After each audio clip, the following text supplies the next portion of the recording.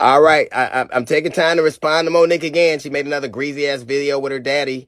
We kind of relitigating some of the stuff she said on Club Shay Shay, where she talked about how she was on the show and somebody, they played a game, Would You Rather? And I guess she felt like they insulted her husband's sexuality, which is interesting because she can always talk shit about everybody else's sexuality. But I guess her husband's sacrosanct. He's off limit. But a hit dog will bark unless his mouth is full. But she talked about, well, she didn't actually call her lawyer. Who the fuck would be afraid of your lawyer? Your lawyer, you mean the lawyer that did your contract? The lawyer from the firm of Negro from Ghetto Got Him and Gone, that lawyer? Who the fuck afraid of him? He couldn't get your name right on the ticket. He gonna get it right on a legal document. It didn't happen because we decided it shouldn't happen. You didn't need to, because we respect people. We don't have to do things for clicks. They took it off because you asked me to, because I respected you at the time. You also talked about how I disrespect you on so many platforms.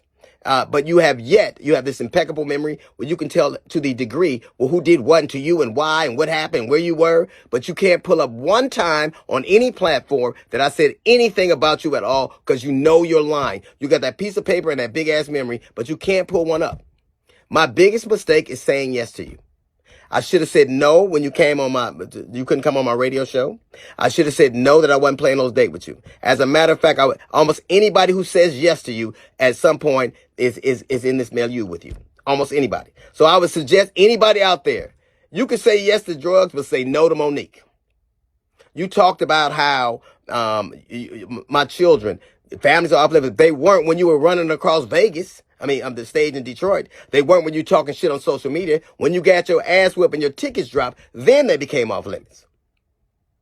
But let's do this. Let's decide that you will treat my children like you treat yours, like you don't know them, invisible, like you have no relationship with them, like you're estranged, like you're unfamiliar, like you don't know them.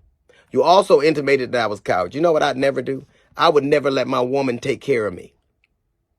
I would never let my woman get evicted from her apartment. I would never let my woman has to ask another man for money. I'd never do that. Can your old man say the same? He loves you. Of course, he got to say that. You claim him on your taxes. He's a dependent. He's sitting there with you right now. And everything. Because it ain't like he does anything else. But you never address the salient point.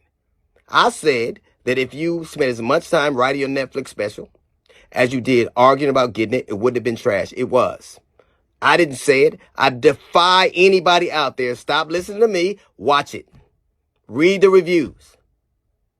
Read the reviews. You begged for something. You made valid points that women are underpaid, that they're not valued. That's absolutely right. So you would think that when you got a chance to do something that you would argue for, you'd be up for the challenge, but you shit the bed because you never are ready for it, because all you ever do is complain about what you don't have. You're never ready for the moment because you're always living in the past. I said it. If you spend half of your time doing as opposed to talking about who didn't do for you and what they did for you, you'd be a lot further along. You wouldn't be evicted. You wouldn't be working for your man. You wouldn't be asking other comics for money. So you got all the ingredients. Take that piece of paper that you're running down the list with, and that pen that you got, and that daddy sitting next to you, and do what you can't do what you never do. Write a fucking joke.